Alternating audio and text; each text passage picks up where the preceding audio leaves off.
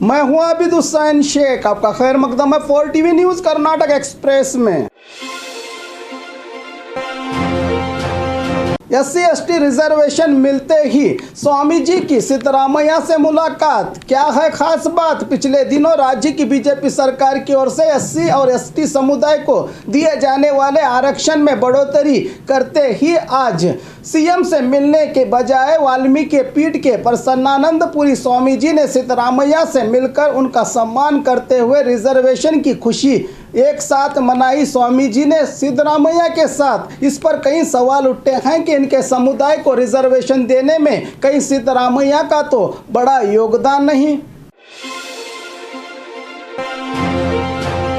नदी में 2 कश्तियों के जरिए गन्ने से भरी ट्रैक्टर ले गया किसान। बागलकोट जिला जमखंडी तालुका कंकनवाड़ी गांव जो कृष्णा नदी के किनारे बसा है, यहां से दूसरे इलाके को जाने के लिए कश्ती के सहारे ही जाना पड़ता है। इसी तरह कृष्णा नदी के बहते पानी में 2 कश्तियों पर गन्ने से भरे ट्रैक्टर लेकर किनारे पहुंचाया गया है। अगर थोड़ी भी ऊंच नीच होती तो किसान और उसका गन्ना सहित ट्रैक्टर और कश्ती वाले भी पानी में बह जाते। और क्या कर सकते हैं ये बेचारे लोग? सरकार ने अपने काम को सही तरह से करके यहाँ पुल बनाया होता तो मजबूरी में इन किसानों को ये काम करने की ज़रूरत नहीं आन पड़ती। फिर भी इस किसान और कश्ती वालों की हिम्मत देखने के काबिल थी।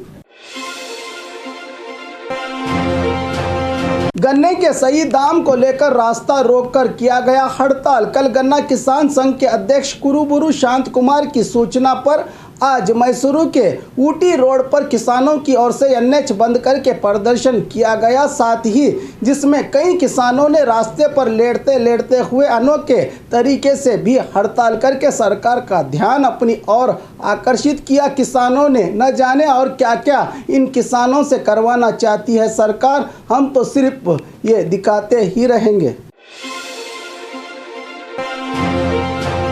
फटा हुआ लहरा रहा है कर्नाटका का परचम। हुबली शहर के गोब्बूर पुलिस सर्कल के पास कई सालों से लहराते कर्नाटका राज्य का परचम फटा हुआ ही लहराता नजर आया। इस पर प्रशासन और कन्नड़ा पर संगठन देखकर भी अनजान। जनता की ओर से नाराजगी जताई जा रही है कि कन्नड़ा भाषा में बैनर न होने पर कालिक पोंछते हैं ये लोग, लेकिन आज राज्य का परचम ही फटा हुआ लहरा रहा है तो खामोश क्यों?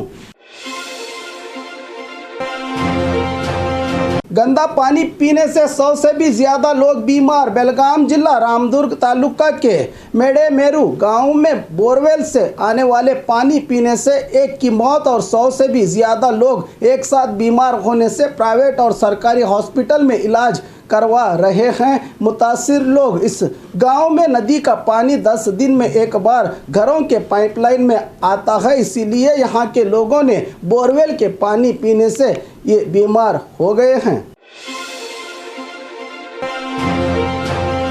पति को मारने वाली पत्नी और आशिक गिरफ्तार। बेंगलुरु के नेलमंगला में पिछले कुछ दिन पहले हुए मर्डर मिस्ट्री को सुलझाते हुए पुलिस ने चंद्रशेखर की हत्या के आरोप में पत्नी श्वेता और आशिक सुरेश की गिरफ्तारी की है। 4 साल पहले इनकी शादी हुई थी। पत्नी से पति 16 साल बड़े होने से पत्नी ने दूसरे के साथ मिलकर हत्या करके फरार होने ही वाले थे कि पुलिस ने इन दोनों को गिरफ्तार कर लिया। अरबिक स्कूल पर बीजेपी सरकार की बुरी नज़र। राज्य की बीजेपी सरकार अपने भगवा वोटरों को खुश करने के लिए न जाने कौन कौन से हथकंडे अपनाते ही रहती है। कभी हिजाब, कभी अजान तो कभी हलाल।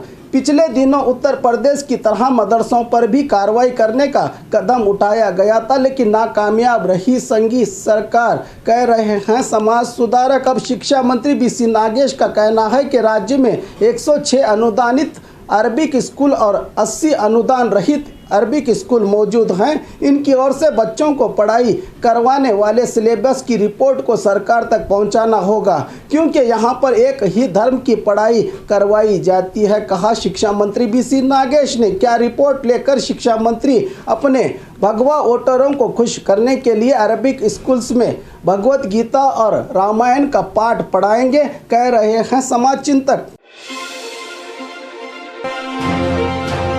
क्रिमिनल एक्टिविटी को रोकने के लिए पुलिस का अहम कदम। शिवमोगा में हो रहे नफरती घटनाओं के बाद जिला पुलिस सतर्क हो गई है। रात में बिना कारण घूमने वालों पर कार्रवाई करने के लिए अनोखी मुहिम शुरू करते हुए मोबाइल फ़ोन पर काम करने वाले फिंगर नेटवर्क सिस्टम सॉफ्टवेयर के जरिए रात में बिना कारण घूमने वालों के फिंगरप्रिंट लेकर पता लगाया जाएगा कि इससे पहले पुलिस में इनका कोई क्रिमिनल रिकॉर्ड मौजूद है। अगर इस सॉफ्टवेयर में जानकारी मिलती है तो उस पर कार्रवाई की जाएगी। स्टूडेंट्स पर हमला, पोषकों ने की स्टाफ की पिटाई। चित्रदुर्ग के स्पोर्ट्स विभाग के सरकारी हॉस्टल में रहे स्टूडेंट्स को यहां काम करने वाले स्टाफ की ओर से देश का भविष्य बनाने वाले स्टूडेंट्स पर हमला करने की कई शिकायतें मिलने पर भी उन्नत अधिकारियों की ओर से कोई कार्रवाई नहीं की गई। तो आज बच्चों के पेरेंट्स ने ही यहां के वार्डन की पिटाई की है, जिसका वीडियो सोशल मीडिया पर खूब वायरल हो रहा है।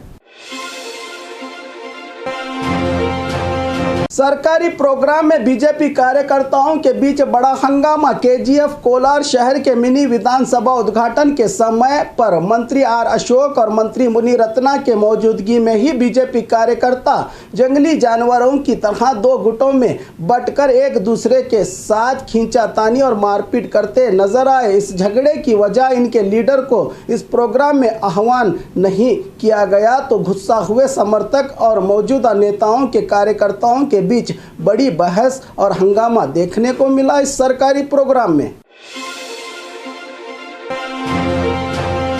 पालिका चुनाव, सरकारी फरमान में छुट्टी का आदेश। कल बीजापुर महानगर पालिका चुनाव की वोटिंग के चलते राज्य के सरकारी और केंद्र सरकार के अधीन आने वाले सभी डिपार्टमेंट के स्टाफ को एक दिन छुट्टी और सरकारी प्राइवेट बैंक के साथ साथ सरकारी इंडस्ट्रीज में काम करने वाले कार्मिकों को भी एक दिन की छुट्टी दी गई है। साथ ही इस इलेक्शन की ड्यूटी पर नियुक्त सभी सरकारी अधिकारियों को भी वोट डालने के लिए अलग से व्यवस्था की गई है और सरकारी स्कूल्स कॉलेजेस के साथ साथ प्राइवेट स्कूल्स और कॉलेज को भी कल एक दिन ताला लगाने का आदेश दिया है सरकारी फरमान में। इस पर जिला कलेक्टर और जिला एसपी ने बयान दिया है कि कल होने जा रहे महानगर पालिका चुनाव पोलिंग बूथ का जायजा लेकर जानकारी दी कि इस पर सभी तरह की तैयारियां की गई हैं और कड़ा पुलिस बल भी तैनात करके शांति से मतदान की प्रक्रिया पूरी करने का विश्वास जताया। जिला कलेक्टर विजय महांतेश दानमनवर ने